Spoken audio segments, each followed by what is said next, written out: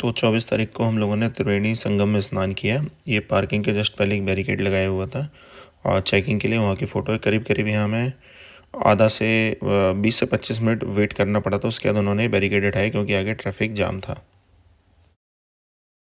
ये स्नान करने के बाद की पिक्चर है, साथ में हमारे बच्चे और हमारी मदर भी थी। तो रिसेंटली 24 जनवरी फ्राइडे को हम लोग त्रिवेणी संगम पे स्नान करके आए। हम लोग दिल्ली से और प्रयागराज गए थे हम। तो हम 5 एडल्ट थे।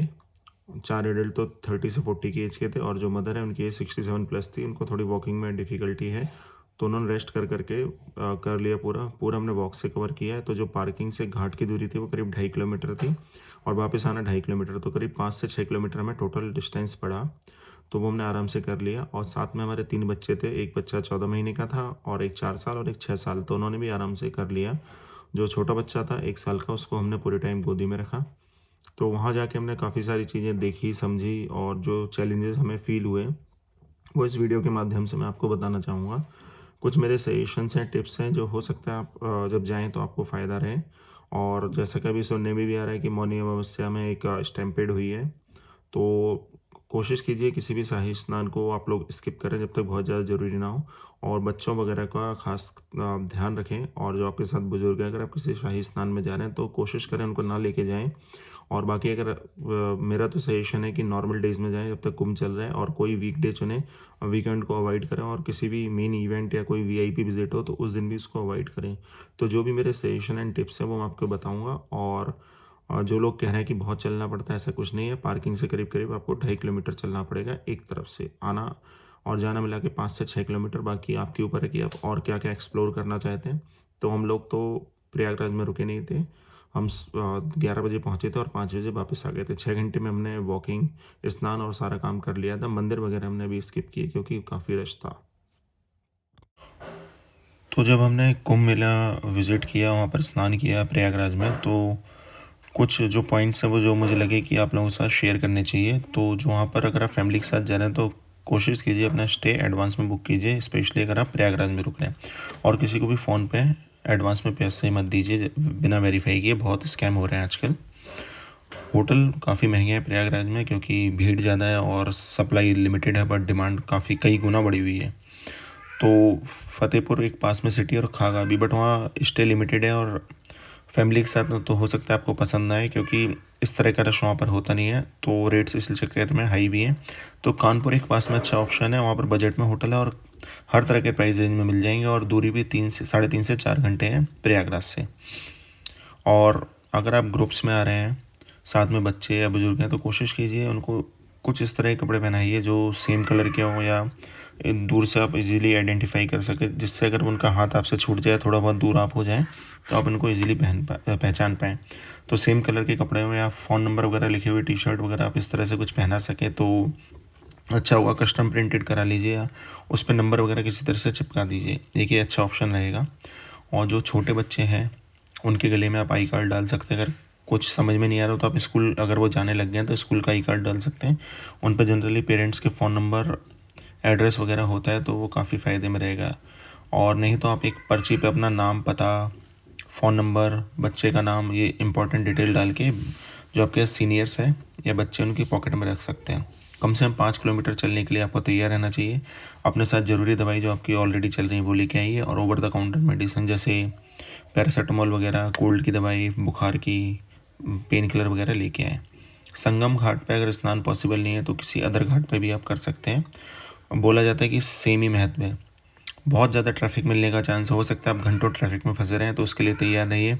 और अगर गाड़ी से उतर के चलेंगे तो वहाँ भी काफ़ी आपको क्राउड मिल सकता है, तो वो सोच समझ के आप प्लान कीजिए। काफ़ी भीड़ मिलेगी बट मैनेजेबल है अगर आप स्नान के दिन नहीं आ रहे हैं।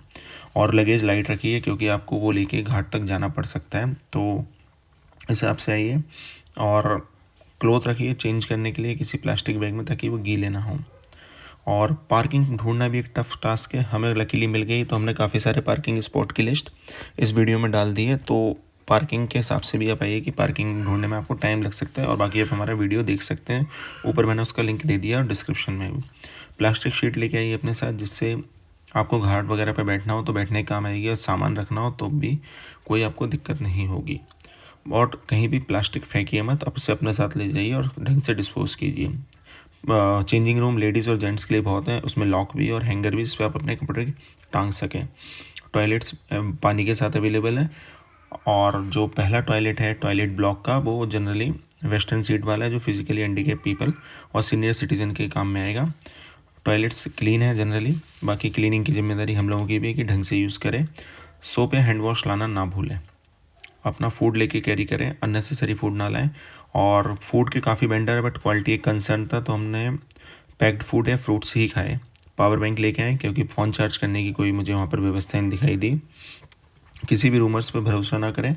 जो वहाँ गवर्नमेंट या जो भी ऑफिसर या लोग ड्यूटी पे हैं पुलिस वाले, उनके इंस्ट्रक्शन फॉलो करें। मौनी अमावस्या पे भी स्टैम्पीड की न्यूज़ आई है, तो उस चीज़ का विशेष ध्यान रखें। जो फ्री में स्टे वो मल्टीपल टेंट्स में अवेलेबल है, बट आपको अपना ब्लैंकेट और मैट्रेस का इंतजाम करना पड़ेगा। वहाँ भी सुनने में पावर सॉकेट नहीं है जिससे आप मोबाइल चार्ज कर सकें। भंडारे कई जगह लगे हुए हैं, तो खाने पीने की कोई दिक्कत नहीं, फ्री फूड आराम से मिल रहा है। और अगर आपके लिए पॉसिबल है 2 से 3 दिन कुंभ में गुजारिए उसकी प्रॉपर वाइब लेने के लिए। अगर आप कार से जा रहे हैं तो रात में ड्राइव करने से बचिए। मल्टीपल एक्सीडेंट रिपोर्ट्स हुए हैं और कुछ उसमें फैटल भी थे, तो आप सोच समझ के ड्राइव प्लान कीजिए। वाटरप्रूफ कवर लेके चलिए अपना मोबाइल और पर्स वगैरह संभालने के लिए। अगर आप पानी में उतरते हैं तो आपको आसानी रहेगी, तो उसमें आप अपने पैसे भी रख सकते हैं। और सोलो जा रहे हैं तो क्लॉक रूम ढूंढना काफ़ी टफ काम है। जिस घाट पे हम गए वहाँ हमें क्लॉक रूम नहीं दिखाई दिया, तो सामान कम से कम लेके जाइए। अननेसेसरी और एक्सपेंसिव आइटम मत लेके जाइए। सेट्स और सीटिंग स्पेस हमें कहीं नहीं दिखाई दिया, और ना ही स्पेशल अरेंजमेंट दिखाई दिया सीनियर सिटीजन्स के लिए, तो इस चीज़ का भी आप ध्यान रखिए।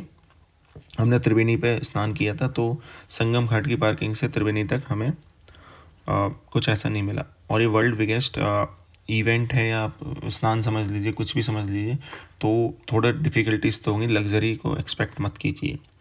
उसके अलावा plenty of hotels, tent house, home stage है, हर बजट में है, बट रेट्स 2 से 3 गुना ज़्यादा है। तो कोशिश कीजिए कि आप शाही स्नान के अलावा किसी और दिन स्नान कीजिए, जिससे रेट भी थोड़े कम मिलेंगे और आपको कम चलना पड़ेगा। और जो लोग कह रहे हैं कि काफ़ी ज़्यादा चलना पड़ता है, तो उन लोगों की बातों में मत आइए, क्योंकि हम लोगों ने जिस तरह से किया है, जैसे मैंने बताया कि हम 4 तो यंग एज के थे, और जो मदर है वो 67 ईयर्स की थी, और बच्चे थे 1, 4 और 6 साल के। उन्होंने ईजिली कर लिया, तो कोई भी कर सकता है। और हमें टोटल 5 किलोमीटर चलना पड़ा आना जाना मिला के पार्किंग से। तो पार्किंग की लोकेशन में भी डाल दूंगा जहाँ मैंने गाड़ी पार्क की थी। तो कोई ऐसा नहीं है कि 15-20 किलोमीटर चलना है। मोस्टली वो लोग बता रहे हैं जो कुंभ में नहीं गए हैं या जो शाही स्नान वाले दिन गए। उसके अलावा पार्किंग पास तक हो रही है। हमने टोटल पार्किंग से लेके पार्किंग के वापस आने तक 6 घंटे में सब कुछ कर लिया। उसके बाद हम वापस कानपुर निकल गए।